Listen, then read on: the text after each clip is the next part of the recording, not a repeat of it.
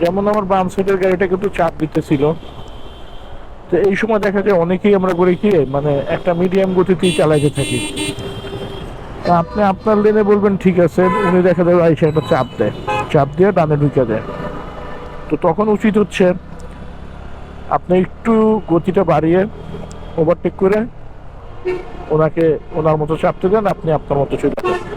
কারণ অনেক সময় হয় আপনিও যাচ্ছেন, উনিও চাপ দিচ্ছেন, আপনার হাত ব্রেক ধরা লাগবে, নাহলে আপনার মানে একটু ঝুঁকি হয়ে যায় বিষয়টা। এগুলো প্রায় সময় আমি দেখছি এগুলো হয়।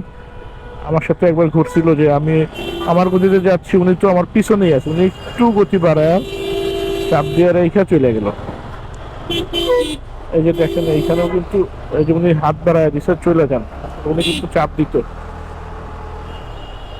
এই জায়গাগুলোতে সতর্ক, যারা এই যে হাত দিয়ে আপনাকে বের হইতে বলবে বের হয়ে যাবেন, সুযোগ থাকলে বা পর্যাপ্ত গ্যাপ পাইলে বের হয়ে যাবেন। আর গ্যাপ যখন কম থাকবে আপনি স্লো হয়ে যাবেন, আগের থেকে আপনি সতর্ক হয়ে যাবেন, তাহলে একটু ঝুঁকি বেড়ে যায়।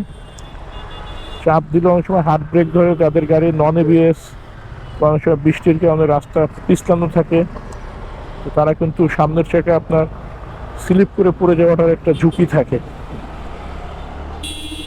আর গাড়ির মিডে মাঝখান বরাবর যদি আপনি এরকমের সম্মুখীন হন, যদি আল্লাহ না করুক ডান সাইডে কাছে বাম সাইডে পড়ে যান, ডান সাইডে আইল্যান্ড থাকে বা আপনার বাম সাইডেই পড়ে যান, তখন কিন্তু পিছনের ট্রাক্টার নিচে যাওয়ার চান্স থাকে বেশি। এই ছোট ছোট বিষয়গুলো দৈনন্দিন জীবনে খেয়াল রাখবেন। আমাদের এগুলোতে আমরা বলি বা ভিডিও করি একটা জিনিস কি, জাস্ট সতর্ক করার জন্য, আমরা মনে থাকে মাঝে মধ্যে একটু বেখেয়াল হয়ে যায়। তাই এইসব বলা বা এটা হচ্ছে একটু সতর্ক করার চেষ্টা, যাতে কারোর সাথে না ঘটে।